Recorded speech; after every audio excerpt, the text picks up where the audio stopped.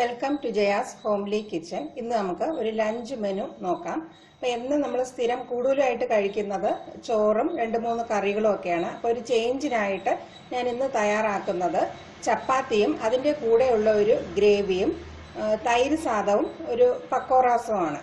അപ്പോൾ ഇതെങ്ങനെയാണ് ഞാനിന്ന് തയ്യാറാക്കുന്നതെന്ന് നമുക്ക് നോക്കാം. അപ്പം ചപ്പാത്തിയുടെ കൂടെ ഞാനൊരു ഗ്രേവി തയ്യാറാക്കുന്നുണ്ട്. ഉരുളക്കിഴങ്ങും ഗ്രീൻ പീസും ചേർത്താണ്. ഒരു 3 ഉരുളക്കിഴങ്ങ് എടുത്ത് തോല് ചെത്തിയിട്ട് ഇങ്ങനെ ക്യൂബ്സ് ആയിട്ട് കട്ട് ചെയ്തെടുത്ത് വെച്ചിട്ടുണ്ട്. 1/2 കപ്പോളം ഫ്രോസൺ ഗ്രീൻ പീസും കുറച്ചെടുത്ത് വെള്ളത്തിലിട്ട് വെച്ചിട്ടുണ്ട്. ഇനി നമുക്ക് കറിക്ക് വേണ്ടത് എന്തൊക്കെയാണെന്ന് നോക്കാം. 2 മീഡിയം സൈസ് സവോള ചെറുതായിട്ട് കട്ട് ചെയ്തെടുത്ത് വെച്ചിട്ടുണ്ട്. 1 തക്കാളി കട്ട് ചെയ്ത് വെച്ചിട്ടുണ്ട്. കുറച്ച് മല്ലിയില, 2 പച്ചമുളക്, ഒരു 5-6 വെളുത്തുള്ളിയും ഒരു കഷ്ണം ഇഞ്ചിയും കൂടെ ചെറുതായിട്ട് ചോപ്പ് ചെയ്ത് വെച്ചിട്ടുണ്ട്. ഈ കറി ഞാൻ നോർത്ത് ഇന്ത്യൻ സ്റ്റൈലിലാണ് തയ്യാറാക്കുന്നത്. നമുക്ക് ഈ കറി പ്രഷർ കുക്കറിൽ വളരെ എളുപ്പത്തിൽ തയ്യാറാക്കിയെടുക്കാം. അപ്പോൾ നമുക്ക് കുട്ടികൾക്ക് ലഞ്ച് ബോക്സിന് വേണമെങ്കിലും കൊടുത്തുവിടാം. രാവിലെ ബ്രേക്ക്ഫാസ്റ്റിനായാലും എളുപ്പത്തിൽ തയ്യാറാക്കാവുന്ന ഒരു കറിയാണ്. ചപ്പാത്തിക്കുള്ള മാവ് ഞാൻ ഓൾറെഡി കുഴച്ച് വെച്ചിട്ടുണ്ട്. ഇപ്പം ഇന്ന് ഞാൻ സാധാരണ ചപ്പാത്തി ആയിട്ടല്ല, സ്ക്വയർ ഷേപ്പിലുള്ള അകത്ത് കുറച്ച് എണ്ണയൊക്കെ വെച്ച് സ്റ്റഫ് ചെയ്തുള്ള പറാത്തയാണ് തയ്യാറാക്കുന്നത്. അപ്പം ഇത് നമ്മൾ ലഞ്ച് ബോക്സിന് കൊടുത്തുവിടുകയാണെങ്കിലും കുറച്ച് കൂടുതൽ സമയം നല്ല സോഫ്റ്റ് ആയിട്ട് ഇരിക്കുകയും ചെയ്യും. കുട്ടികളത് ഇഷ്ടമായിട്ട് കഴിക്കുകയും ചെയ്യും. അപ്പം നമുക്ക് അങ്ങനെ വേണമെന്നുള്ളവർക്ക് അങ്ങനെ കഴിക്കാം. വീട്ടിലെ മുതിർന്നവർക്ക് നമ്മൾ സാധാരണ ഫുൽക്ക ചപ്പാത്തി ആയിട്ട് അങ്ങനെ വേണമെങ്കിലും തയ്യാറാക്കിയെടുക്കാം. അപ്പം രണ്ടിനും മാവ് ഒരുപോലെ തന്നെയാണ്. പക്ഷെ ഞാനിന്ന് സ്ക്വയർ പറാത്തയാണ് തയ്യാറാക്കുന്നത്. അടുത്തത് തയ്യാറാക്കുന്നത് തൈര് സാദമാണ്.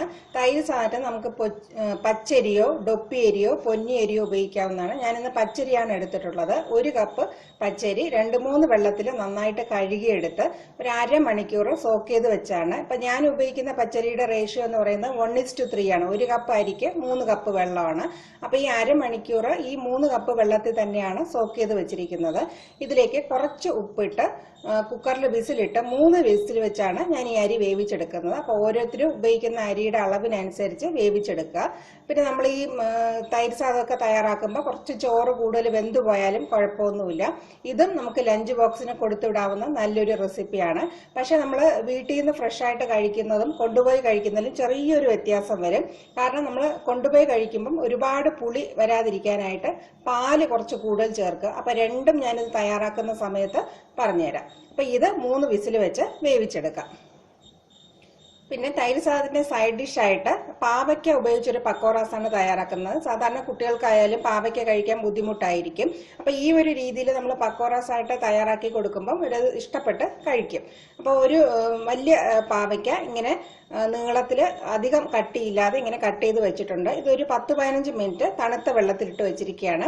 നമ്മൾ തയ്യാറാക്കുന്ന സമയത്ത് ഇത് വെള്ളത്തിൽ നിന്ന് പിഴിഞ്ഞെടുത്ത് നമുക്ക് തയ്യാറാക്കാം. ഇനി നമുക്ക് ഓരോന്നായിട്ട് ചെയ്തു തുടങ്ങാം. ഒരു പ്രഷർ കുക്കർ ചൂടാക്കാനായിട്ട് വെച്ചിട്ടുണ്ട്. അതിലേക്ക് 2 ടേബിൾ സ്പൂണോളം സൺഫ്ലവർ ഓയിൽ ചേർത്ത് കൊടുത്തിട്ടുണ്ട്. എണ്ണ ചൂടായി വരുമ്പോൾ നമുക്ക് 1 ടീസ്പൂണോളം ജീരകം ചേർത്ത് കൊടുക്കും.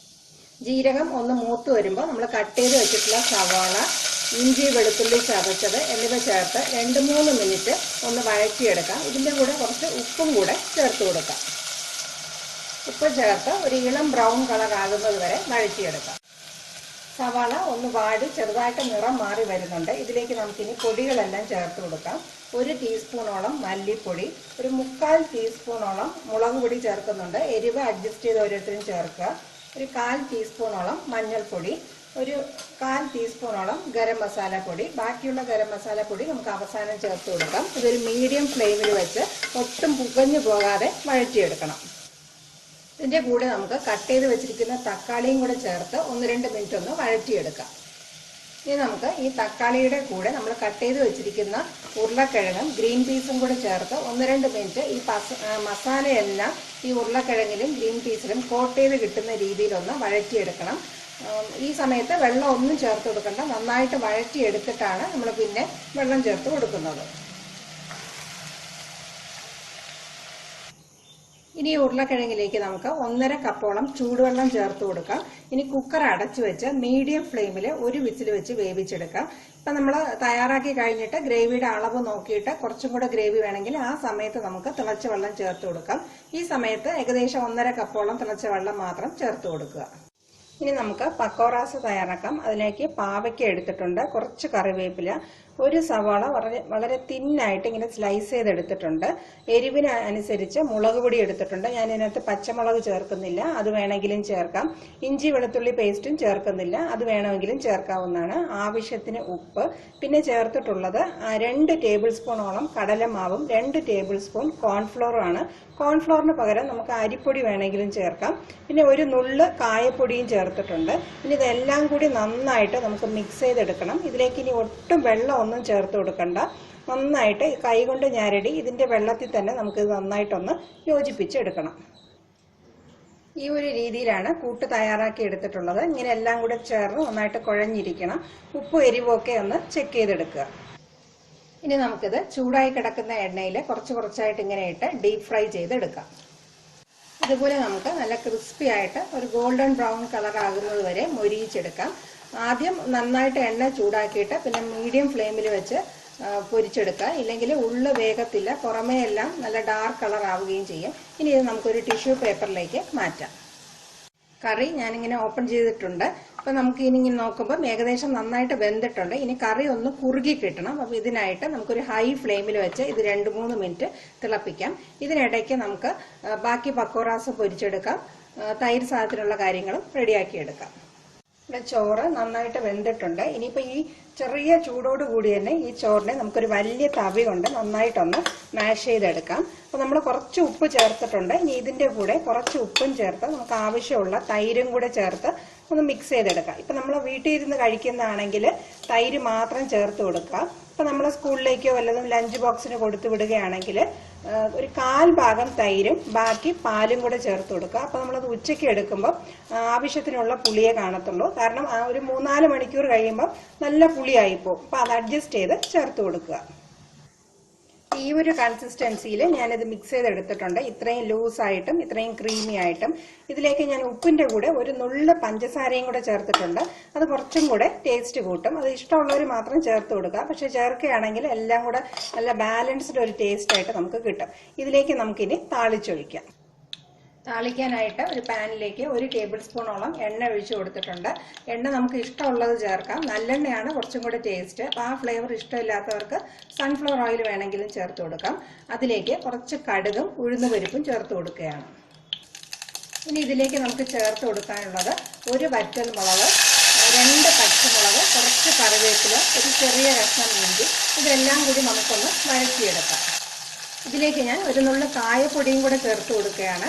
അപ്പോൾ ഇതിൻ്റെ കൂടെ നമുക്ക് കാഷ്യൂ നട്ട്സ് വേണമെങ്കിൽ ചേർത്ത് കൊടുക്കാം. പിന്നെ അവസാനം നമുക്ക് ഡെക്കറേഷന് വേണ്ടിയിട്ട് ക്യാരറ്റ് ചുരണ്ടിയതോ ഇല്ലെങ്കിൽ മാതളത്തിൻ്റെ അല്ലികളോ കുട്ടികൾക്ക് ഏതാണോ ഇഷ്ടമുള്ളത് അത് ചേർത്ത് കൊടുക്കാം. കുറച്ച് മല്ലിയില അവസാനം ചേർത്ത് കൊടുക്കാം. പിന്നെ ബദാമോ അങ്ങനെ ഏതെങ്കിലും നട്ട്സ് വേണമെങ്കിലും ചേർത്ത് കൊടുക്കാം. കിസ്മിസ് ഇഷ്ടമുള്ളവർക്ക് അത് ചേർത്ത് കൊടുക്കാം. അപ്പോൾ കുട്ടികൾക്ക് ഏതാണോ ഇഷ്ടം അതനുസരിച്ച് ചേർത്ത് തയ്യാറാക്കി കൊടുക്കുക. ഈ താളിച്ച് വെച്ചത് നമുക്കിനി തൈര് സാധനത്തിലേക്ക് ചേർത്ത് കൊടുക്കാം. ഇത് നന്നായിട്ടൊന്ന് മിക്സ് ചെയ്തെടുക്കാം. കറി നന്നായിട്ട് തിളച്ച് കുറുകി വരുന്നുണ്ട്. ഇതിലേക്ക് നമുക്കൊരു 1/4 ടീസ്പൂൺ ഗരം മസാല പൊടി, കുറച്ച് മല്ലിയില, 2 പച്ചമുളക്, പിന്നെ ചേർത്ത് കൊടുക്കുന്നത് കുറച്ച് കസൂറി മേത്തിയാണ്. ഇതും കൂടെ ചേർത്ത് കൊടുത്ത് നന്നായിട്ട് മിക്സ് ചെയ്ത് നമുക്ക് കറി അടച്ചു വെച്ച് ഉപയോഗിക്കാവുന്നതാണ്. ഇനി നമുക്ക് സ്ക്വയർ പറാത്ത തയ്യാറാക്കാം. അതിലേക്ക് ഞാൻ 1 ഉരുള മാവ് ഇങ്ങനെ എടുത്തു വെച്ചിട്ടുണ്ട്. സാധാരണ നമ്മൾ ചപ്പാത്തി പരത്തുന്ന പോലെ നന്നായിട്ട് സ്മൂത്ത് ചെയ്തിട്ട് കുറച്ച് പൊടി വിതറി റൗണ്ട് ഷേപ്പിലൊന്ന് പരത്തിയെടുക്കാം. സാധാരണ ചപ്പാത്തി പരത്തുന്നത് പോലെ ഒരു റൗണ്ട് ഷേപ്പിൽ ഇതൊന്ന് പരത്തിയെടുക്കാം.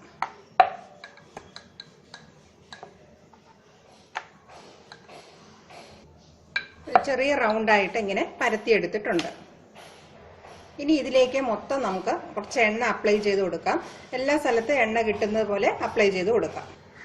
ഇനി നമുക്ക് ഒരു സൈഡ് ഇങ്ങനെ മടക്കിയെടുക്കാം. കുറച്ച് എണ്ണ തൊട്ട് അവിടെയും തേച്ച് കൊടുക്കാം. തിരിച്ച് ഇതുപോലെയും മടക്കി വയ്ക്കാം. ഇനി ഇവിടെയും മൊത്തത്തിൽ എണ്ണ തേക്കാം. തിരിച്ച് ഇങ്ങനെ ഒരു ഫോൾഡ്, ഇങ്ങനെ ഒരു പാർസൽ പോലെ സ്ക്വയർ കറക്റ്റായിട്ട് ഒരു സ്ക്വയർ ഷേപ്പിലൊന്ന് ഷേപ്പ് ചെയ്തെടുക്കണം. ഷേപ്പ് ചെയ്തെടുത്തിട്ട് സൈഡെല്ലാം ഇങ്ങനെ കൈ കൊണ്ടൊന്ന് ശരിയാക്കി നമുക്കൊരു സ്ക്വയർ ഷേപ്പ് കൊടുക്കാം. ഇനി നമുക്ക് ഇതിലേക്ക് കുറച്ച് പൊടി വിതറി ഇതുപോലെ സ്ക്വയർ ഷേപ്പായിട്ട് പരത്തിയെടുക്കണം. ഇതുപോലെ പരത്തിയെടുക്കാം. ഈ ഒരു സ്ക്വയർ ഷേപ്പ് കിട്ടുന്ന രീതിയിൽ പരത്തിയെടുക്കുക.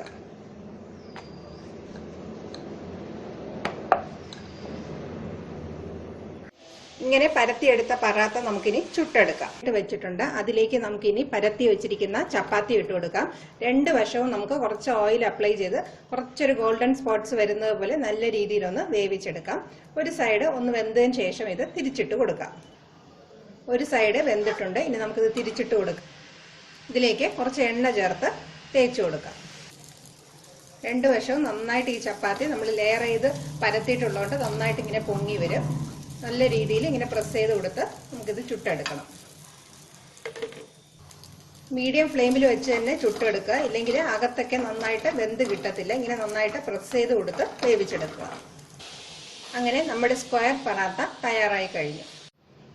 അങ്ങനെ വളരെ സിമ്പിളും ടേസ്റ്റിയുമായ ലഞ്ച് തയ്യാറായി കഴിഞ്ഞു. സ്ക്വയർ പറാത്ത, തൈര് സാദം, അതിൻ്റെ മുകളിലായിട്ട് ഞാൻ കുറച്ച് ക്യാരറ്റ് ഗ്രേറ്റ് ചെയ്ത് കുറച്ച് മല്ലിയിലയും കുറച്ച് ബദാമും ഇട്ട് കൊടുത്തിട്ടുണ്ട്. വെളുത്തുള്ളി അച്ചാർ എടുത്ത് വെച്ചിട്ടുണ്ട്. നമ്മൾ തയ്യാറാക്കിയ പാവയ്ക്ക പക്കോറാസ്, പിന്നെ ഉരുളക്കിഴങ്ങും ഗ്രീൻ പീസും ചേർത്ത് തയ്യാറാക്കിയ കറിയും. ഞാനിപ്പം എൻ്റെ ഒരു ഐഡിയയിൽ ഇത് തയ്യാറാക്കിയതാണ് ഇന്നത്തെ ലഞ്ചിനായിട്ട്. ഇതിൽ തന്നെ നമുക്ക് ബ്രേക്ക്ഫാസ്റ്റിനായിട്ടും ലഞ്ചിനായിട്ടും ഡിന്നറിനായിട്ടും ഏത് കോമ്പിനേഷനിൽ വേണമെങ്കിലും തയ്യാറാക്കി എടുക്കാവുന്നതാണ്. ഈ വീഡിയോ നിങ്ങൾക്ക് എല്ലാവർക്കും യൂസ്ഫുൾ ആയിരിക്കുമെന്ന് വിചാരിക്കുന്നു. Thank you for watching my video.